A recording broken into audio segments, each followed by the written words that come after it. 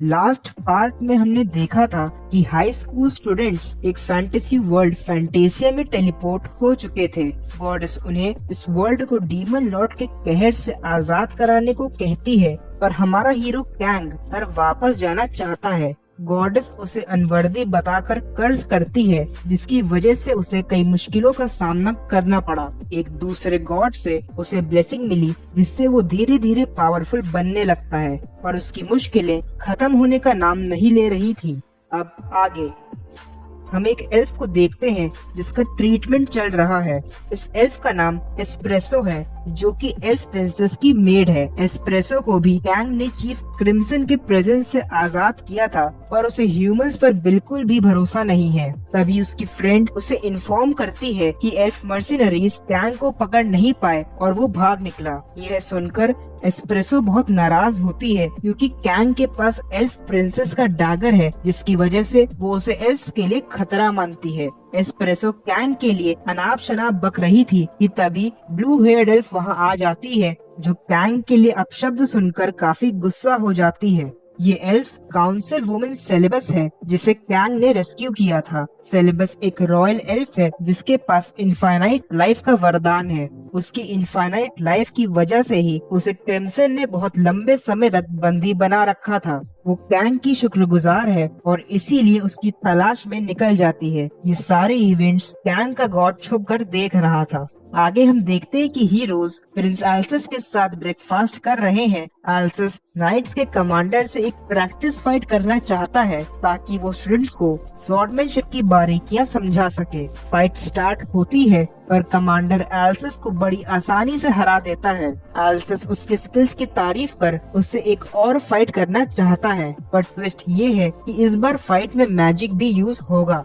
Else's magic से aura create करता है और इन दोनों के बीच एक क्लैश होता है, पर इस बार एल्सस ने एक ही अटैक से कमांडर की स्वॉर्ड के टुकड़े कर दिए थे। एक ही अटैक से ओपोनेंट को कम्प्लीटली डिस्ट्रॉय कर देने की पावर को ही एल्सस असली स्वॉर्डमैनशिप मानता है। एल्सस ने स्टूडेंट्स को उनके सामने रखी चाय पीने को कहा, जिसका टेस्ट उन्हें बिल्कुल भी पसंद नहीं आया। एल्सस हीरो से कहता है कि स्वॉर्डमैनशिप सीखने के लिए उन्हें वॉरियर की ब्लेसिंग की जरूरत है, जो इस चाय को पीने से उन्हें जल्दी मिल सकती है। जहां बाकी हीरो से चाय पी नहीं जा रही थी, वहीं चॉय एक के बाद एक कप खाली किए जा रहा था। वो अपने क्लासमेट से जल्दी स्ट्रॉन्ग बनना चाहता है, जिसके लिए वो हर हद पार करने को तैयार है। एल्सस बताता है कि जैसे हम एक दिन में खली नहीं बन सकते, वैसे ही ब्लेसिंग से स्ट्रॉन्ग बनने में भी टाइम लगेगा। तभी चॉय को ग्रिड की ब्लेसिंग मिलती है, जिससे वो जैसे जैसे फाइट करता जाएगा वो स्ट्रॉन्ग बनेगा। पर अगर वो कभी भी फाइट में हारा या उसकी लड़ने की मोटिवेशन गई, तो इस ब्लेसिंग का इफेक्ट रीसेट हो जाएगा।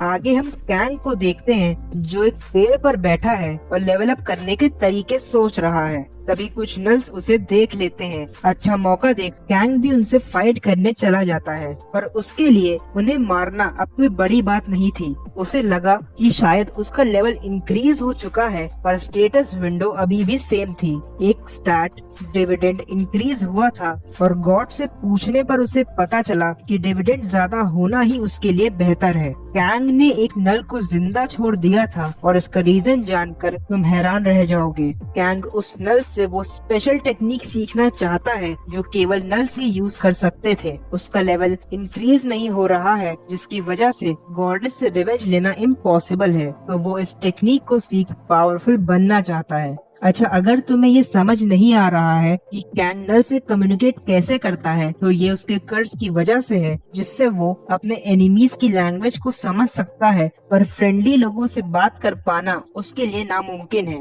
नल कैंग से कहता है कि जब भी उसे भूख लगती है तो ये पावर उसमें अपने आप आ जाती है, पर कैंग को कुछ भी समझ नहीं आ रहा था, तो वो अगले कुछ दिन नल को ऑब्जर्व करने का डिसीजन लेता है। हम देखते हैं कि नल हंटिंग करता और बीच बीच में कैंग पर अटैक भी कर देता, पर वो कभी भी कैंग से जीत नहीं पाता था। ऑब्जर्व करने पर कैंग को समझ आता है कि जब भी नल कुछ खाता तो एनर्जी धीमे धीमे उसके पेट से फ्लो होने लगती थी।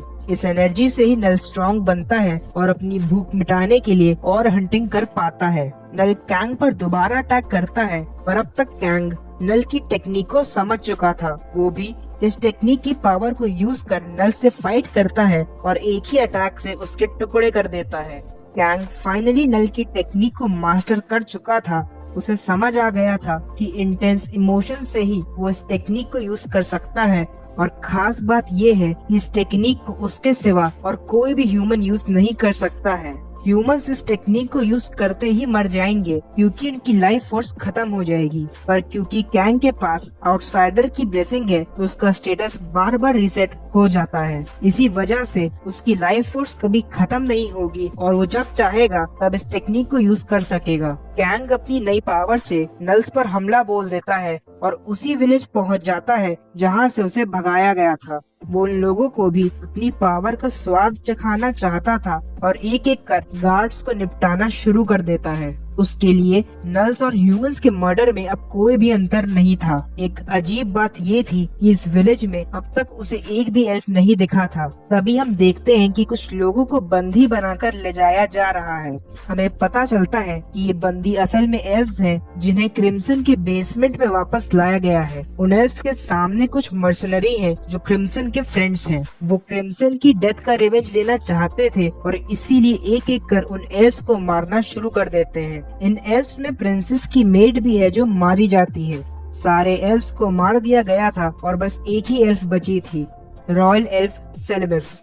मर्सिनरी सेलेबस को ऑफर देते हैं कि वो उसे जाने देंगे अगर वो उन्हें उनके सेवियर यानी कैंग की आइडेंटिटी बता देगी। सेलेबस इस ऑफर को ठुकरा देती है, जिसके बाद एक मर्सिनरी उसे मारने के लिए उसकी तरफ बढ़ने लगता है। सेलेबस को लगा कि ये उसका अंतिम समय है, पर तभी उसके मुंह पर खून की छींटें आती हैं और आंखें खोलने पर उसे मर्सिनरी का उड़ता हुआ सर दिखता है। सेलेबस एक और बार बच गई थी और उसे बचाने हमारा हीरो महारथी कैंग आ चुका था।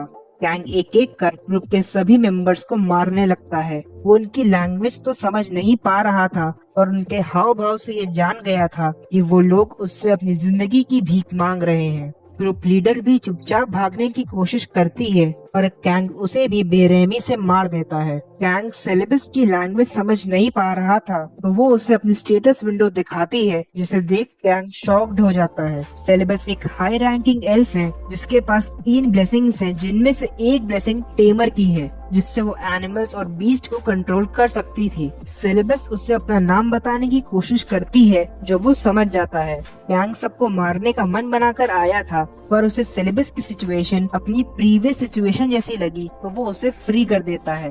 अब तक सेलेबस भी उसका नाम जान चुकी थी। कैंग और सेलेबस को करीब देख गॉड गुस्से से लाल हो रहा था। कैंग उसके गुस्से से बचना चाहता था तो वो सेलेबस को लेकर विलेज से निकल जाता है ताकि वो उसे सेफली छोड़ गॉड को शांत कर सके। जाते समय सेलेबस ऊपर की तरफ इशारा करती है और हम देखते हैं कि फीनिक्स उनका पीछा कर रहा था। सेलेबस फीनिक्स के पास जाकर कुछ कहती है और हमें पता चलता है कि फीनिक्स असल में उसका टेम्ड बीस्ट है। वो कैंग के पास जाकर उसे किस करती है। एक्सप्लेनेशन पसंद आया हो तो वीडियो को लाइक करें, चैनल को सब्सक्राइब करें। सेलेबस अपने अंदाज में कैंग का शुक्रिया कर फीनिक्स पे सवार होती है और वहाँ से चली जाती है।